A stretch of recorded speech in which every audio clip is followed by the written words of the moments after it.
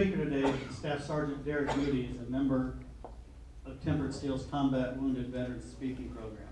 Tempered Steel's wounded warriors cross the country to speak about their very personal stories behind their scars and wounds of war. All members of Tempered Steel are Iraq and Afghanistan war veterans of all military branches who have been wounded during the last 10 years, physically and or psychologically. Would you please help me welcome Sergeant Derek Moody, who's going to share his very compelling story. Thank you.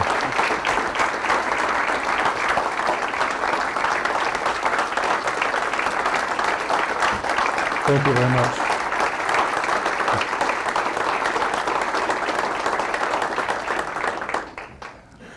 I do want to start out by thanking the Chamber for inviting Tempered Steel down here, because any chance that we can, we want to spread the message of what veterans of Iraq and Afghanistan go through.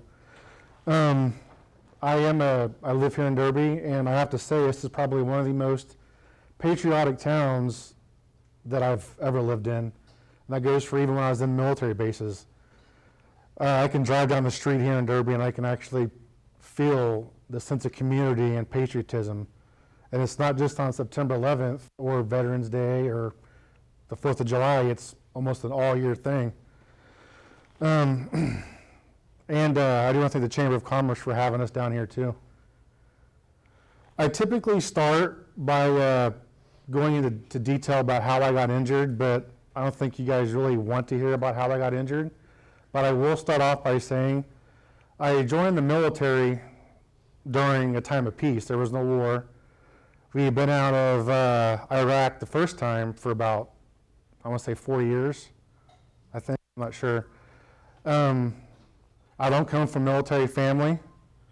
I was actually the first member of my family to serve in the military and to experience combat. The reason I joined is actually kind of funny, because most people, they join because, you know, their generations have served in the military. Me, I was just laid off from my job, and Con Air just came out, and I was watching it on his VHS. And the very beginning of Con Air, you see Nicolas Cage and the rest of his buddies running around the desert. I didn't know what they were at the time, but turned out they were U.S. Army Rangers. And I was like, you know what? That looks awesome. I want to do that. And I knew at the time that the odds of me going to war were pretty nil because we didn't have a reason to. So I went. I think it was 2 weeks later I went to the recruiters. And about 3 weeks later, I left for Fort Benning. When I was there, I did all my training, basic training, AIT. I would go back later for Ranger School, but then I left to go to South Carolina for Airborne School. And then I went and did my rounds, different states, different bases, Germany, Korea, Fort Riley, Fort Bragg. When I was in Korea, and I do want to say that Korea, I think, is probably my favorite. It was probably the hardest time of my military career, because unless you've actually spent time in a light infantry unit, you don't really appreciate how hard it is to climb up and down hills all day with 80-pound rucksacks, 150-pound rucksacks. That being said, it was still probably the best time of my life, because the Korean culture was awesome, made a lot of good friends, a lot of brotherhood. When I was there, I re-enlisted while I was there, because you only do 1 year, but you can, go for 2 if you want. I had just extended my Korean stay, and not even 12 hours after I did that, I found out we're going to war. I was like, man, but I was glad that I did, and I stayed in Korea, because that was the first time I went to war. And when you go to war, you form a special kind of bond with your brothers. Really, that's what they are, brothers.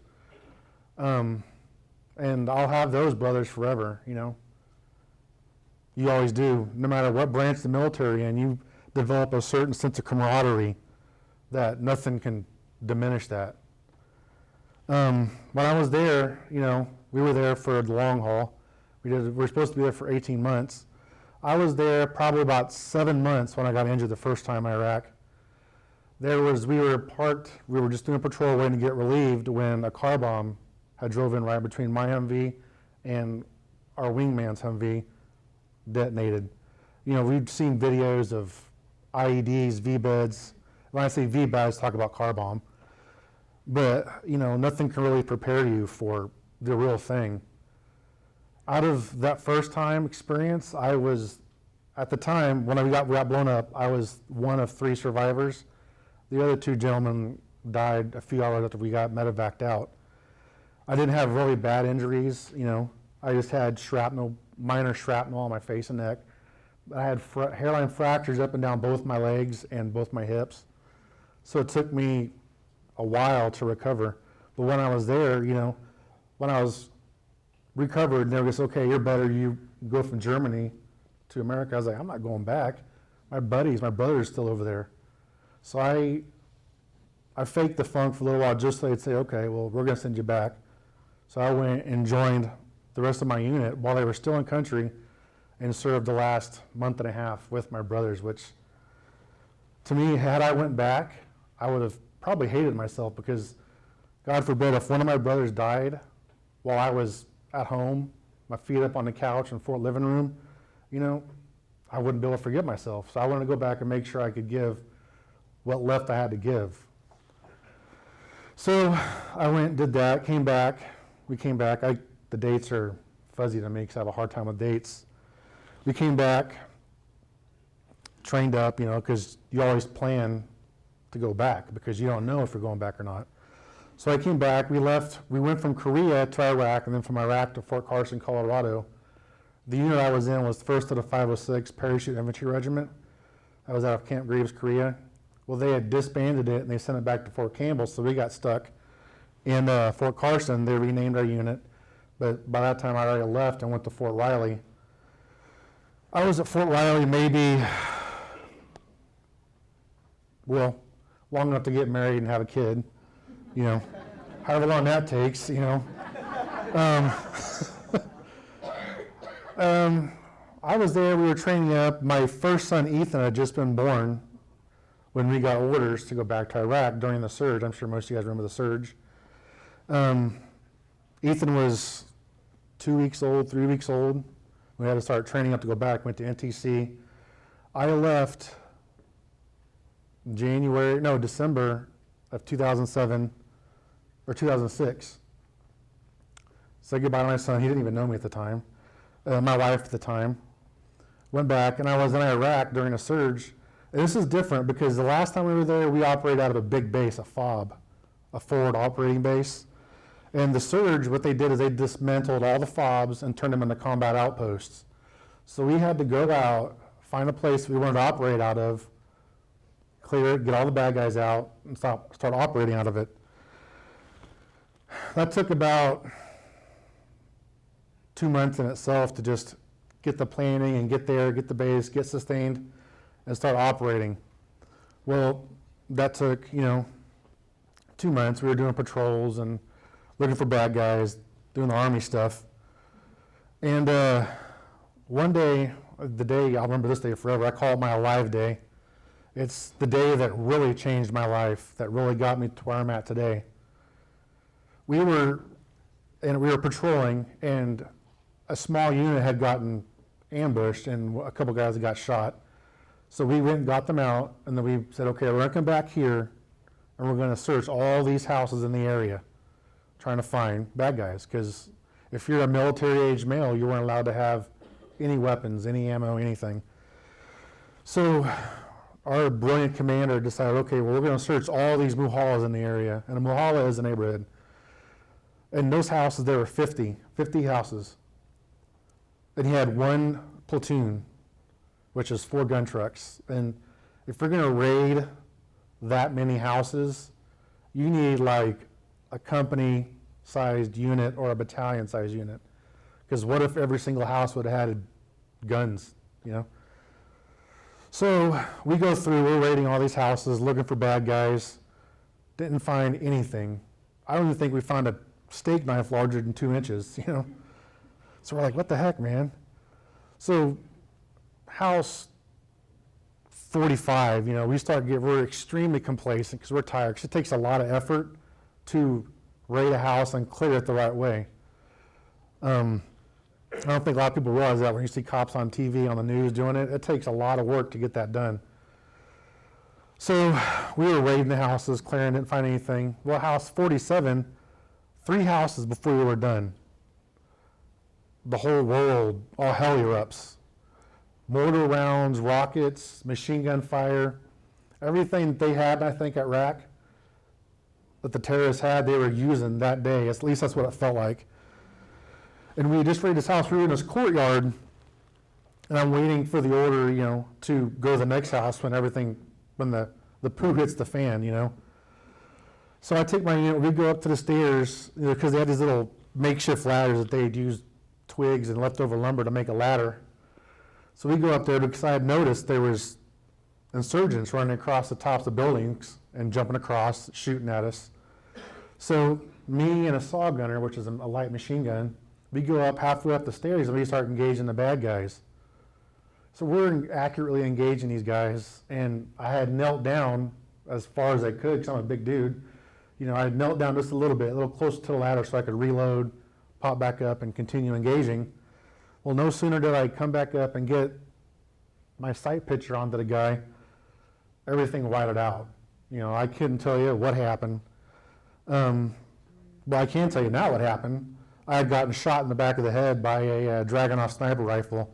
And if you guys, the helmet that's going around, you can actually put your finger in it and imagine the size, the kind of power that's behind that. I had whited out, and I had kind of entangled up in the ladder. And the ladder, most houses in Iraq, they all have courtyards around them with gates. The ladder I got tangled up in, and it kind of fell backwards on the top of the courtyard wall and dumped me right in the middle of the street.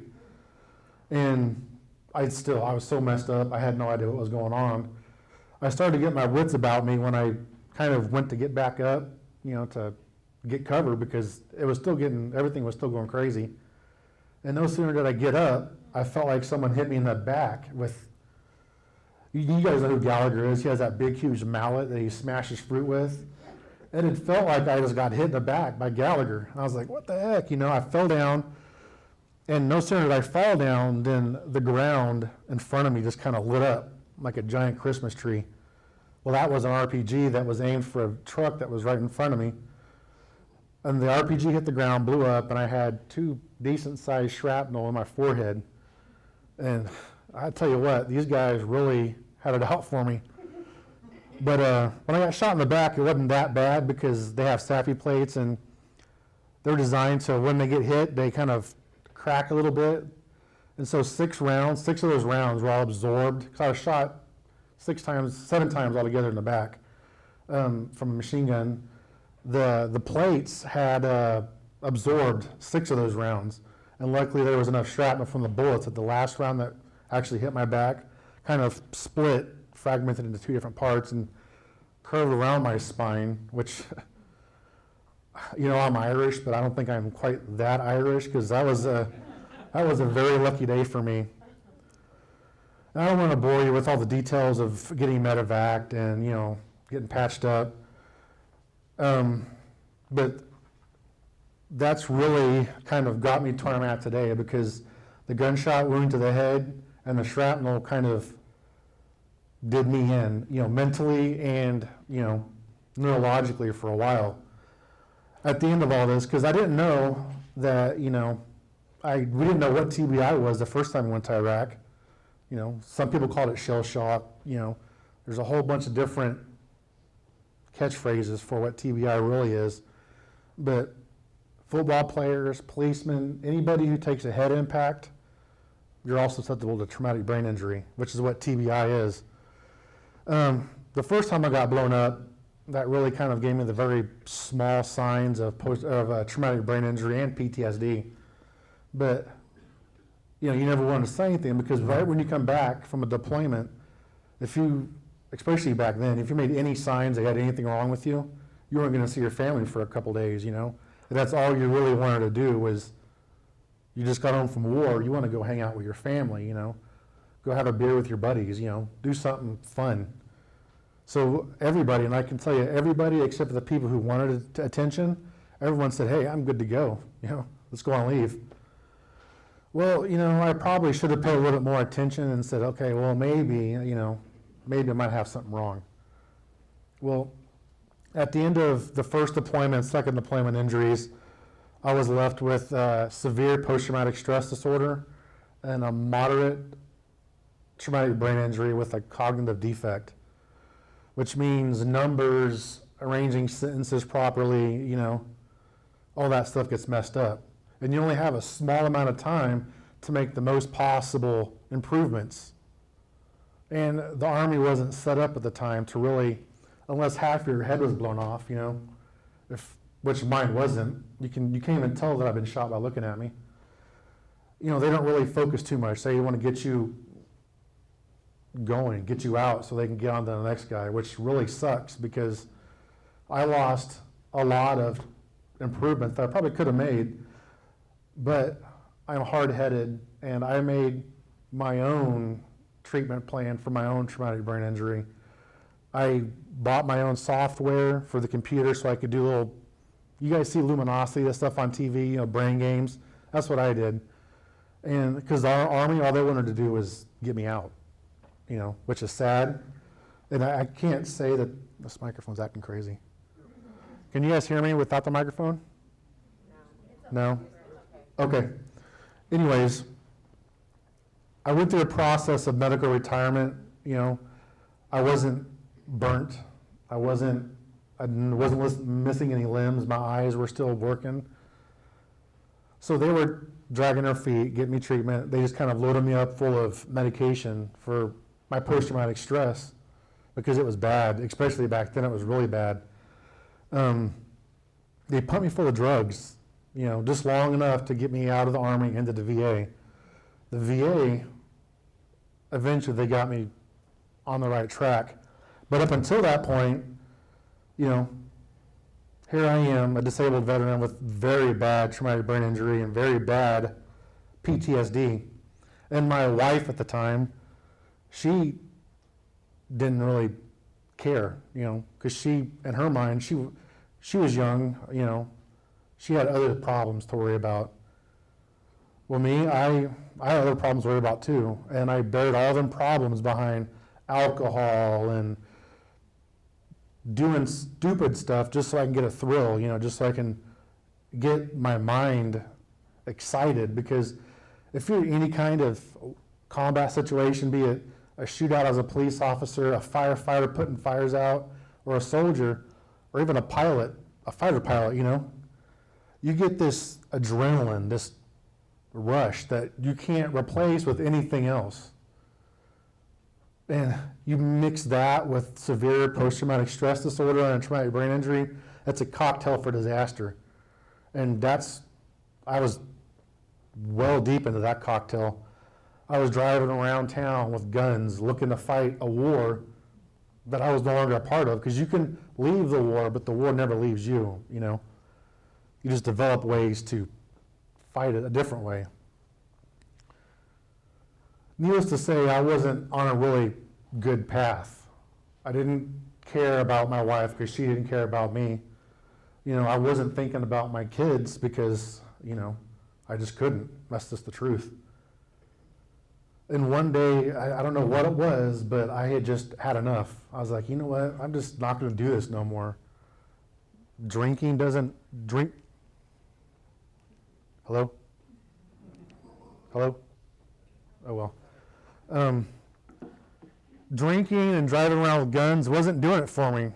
And so I was like, man, this is bull crap. So I was in the bathroom one day, looking at myself in the mirror, literally. And behind the mirror is where I kept all my pills. And I was on a lot of medicine, the highest doses of each medicine. I was on lithium until they found out I was allergic to it. I was like, I'm tired of this. I just sat on the toilet with all my pills and just started taking them, drinking some whiskey, taking the pills, trying to kill myself, really, which is what I was trying to do. And it's weird how it happened, because the same time I had given up, I had also told myself that, you know what, they tried really freaking hard to kill me 2 times. They didn't succeed, but here I am in America in Wichita, Kansas, sitting in a bathroom doing their job for them. And, it's why? Why would I give them that victory? So I called the VA, got help. They took me, put me in the hospital for a while. And, they did the best thing you possibly could have done for me at the time, which is take all the medicine away, let me baseline out, and then find what worked. And, that saved my life. That got me here. That got me on the path to get to where I'm at today. At the time, I was pushing 310. I was a fat body. I was big because all I did was eat, drink, and do bad stuff. So I started running. I started working out. I started caring about myself because I knew that the more I cared about myself, the more I was caring for my kids. And not only did they deserve better, but I also knew that at some point I deserved better, and I wasn't giving that to myself. So I went to therapy. I got on the right medicine. I started finding hobbies that didn't involve shooting bad guys. And that's really it. In my opinion, that's probably the simplest, smartest treatment plan that you can give anybody that went through what I went through. I don't want to say for everybody. You ready to rock and roll? Thank you. Okay, there we go. Anyways,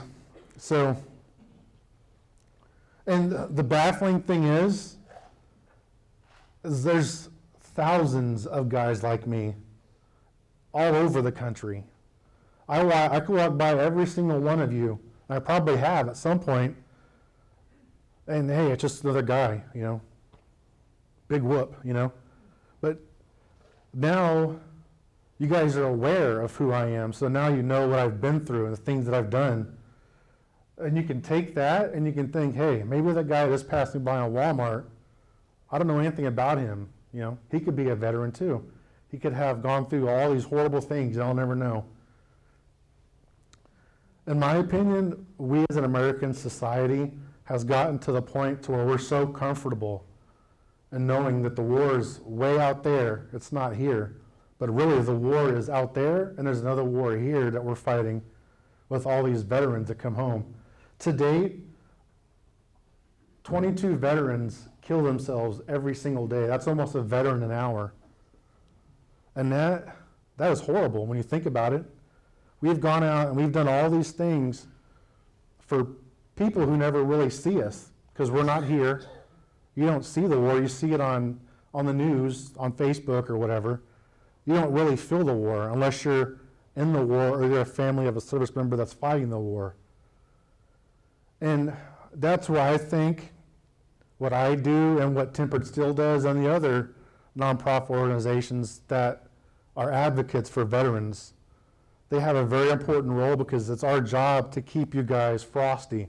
That way you guys know I need to be more compassionate as a person. I need to be more willing to go out of my comfort zone to help somebody because you don't know if that person, you don't know who he is. You don't know where he comes from. You don't know what he's done in his life or what he's done for this country. And to me, I'm going to be honest, when I come up here and when I tell everyone my story, what I've been through, it's hard for me because I have to relive all them things. Then I have to deal with that again.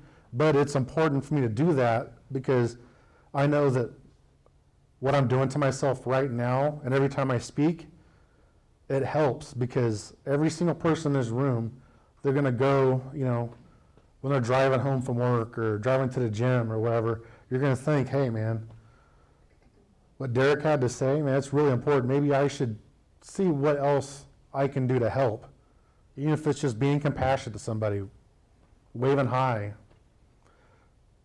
Because, the person you wave hi to or smile at when you're just driving by them on the road or at the stoplight, you don't know what they're getting ready to go do.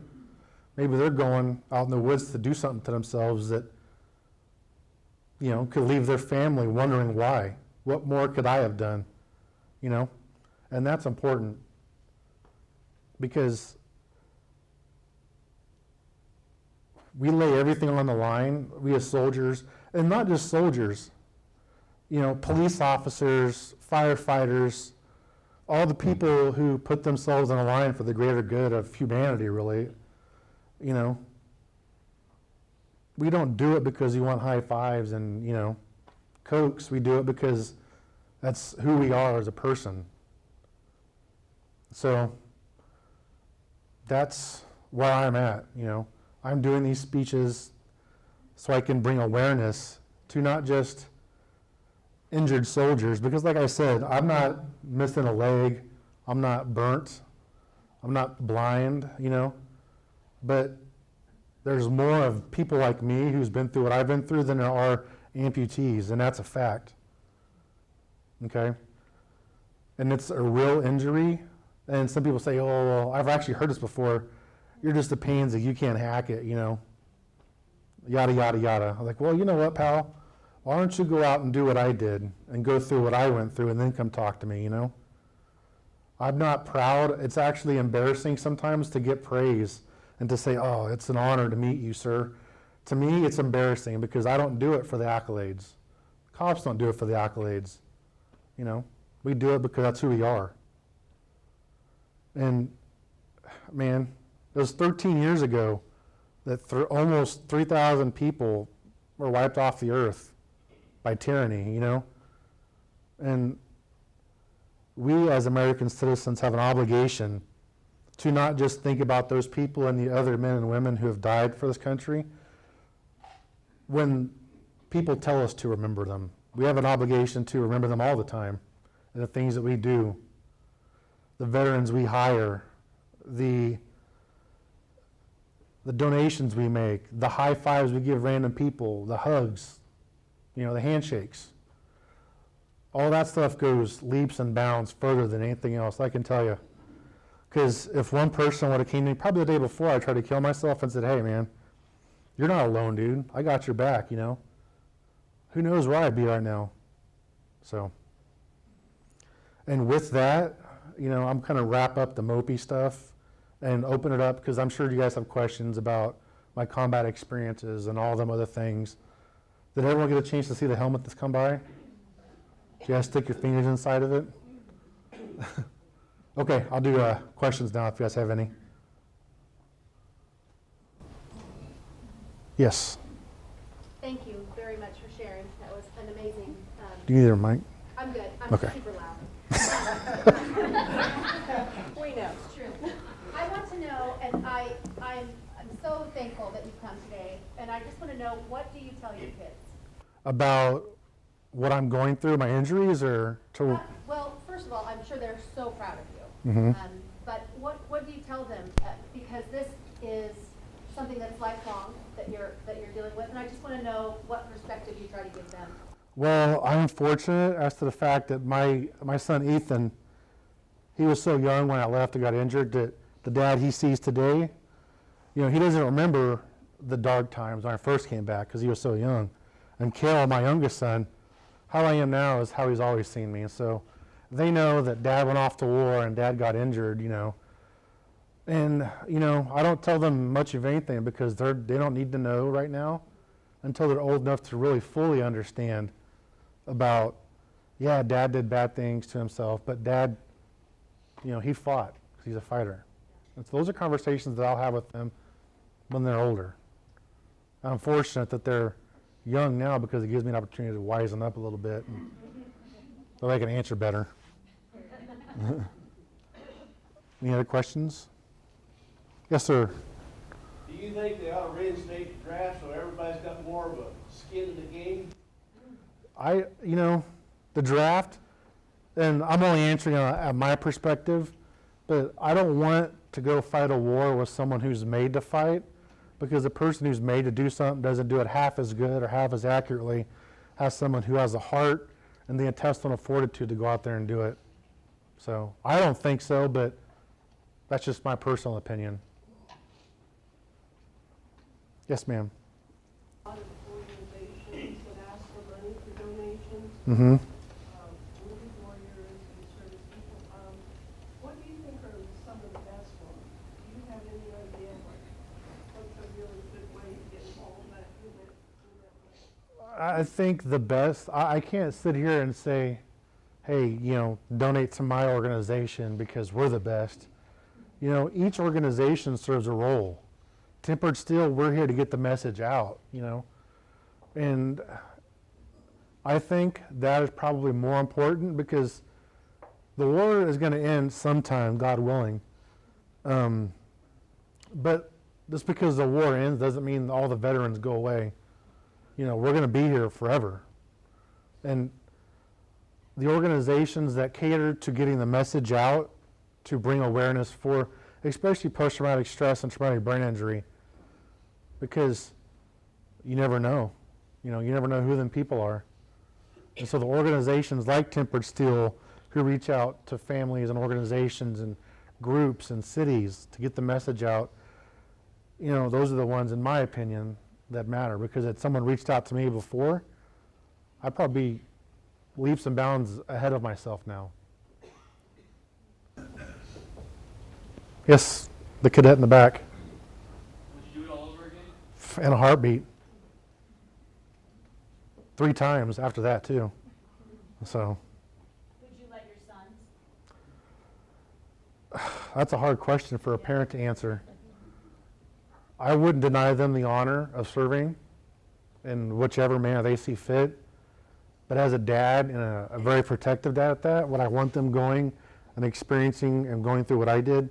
No, never in a million years. So, any other questions? I'll be around later if you guys want to talk privately. Thank you. Thank you. Thanks.